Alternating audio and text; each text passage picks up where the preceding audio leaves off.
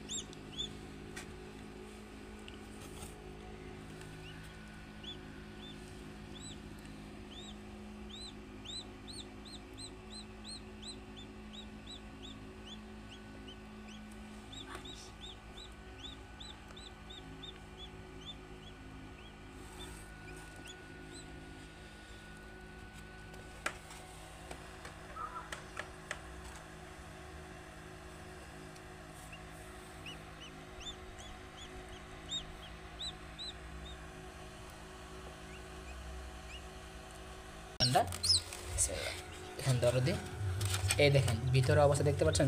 Total এখন বাচ্চা বেরোচ্ছে 5টা। আর এগুলো খোসাগুলো দেখেন, এই যে এগুলো হচ্ছে খোসা। তার যে খোসাগুলো আমি আগে থেকে বাইরে বের করে রেখেছি, যেগুলো জীবাণু ছড়ায়, সো এই খোসাগুলোর ভিতরে রাখা যাবে না। দেখতে পাচ্ছেন বাচ্চাগুলা, এই যে এটা কিছুক্ষণ আগেই বের হয়েছে, যেটা দেখতে পাচ্ছেন। যাই হোক, এখন এটা তাপে রাখতে পারে। বাকিগুলো দেখেন লাইটের চিপায় যেয়ে বসে রয়েছে, এই যে। আর এগুলো ফেটে যাবে কিছুক্ষণের ভিতরে আশা করি, কারণ এই যে এই যে এটাও কিন্তু ফাটা শুরু করে দিয়েছে। আর আরেকটা ফাটটা ছিল, কি কোনটা জানি এটা, এই যে এটাও ফাটা শুরু করে দিয়েছে এখান থেকে। আমার হচ্ছে আরও যে ফাটবে ইনশাল্লাহ, আশাবাদী।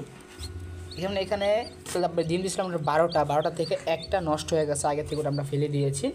পরে দেখলাম আরেকটা মাঝপথে যে নষ্ট হয়ে গেছে, অর্থাৎ বাচ্চাটা হয়েছে ওটাও দেখে অর্ধেক পথে নষ্ট হয়ে যায়। তো এই ডিমটা এখানে রেখে যদি ফাটে তো ফাটবে, না হয়তো নাই, ওটা ফেলে দিব। যে এখানে বলা যায় আর 5টা মতন ডিম ফাটার কথা, দেখা যাক কয়টা ফাটে। এই যে, সো এইগুলো ফাটার পর আপনাদেরকে দেখাবো যে এগুলো অবস্থা কীরকম।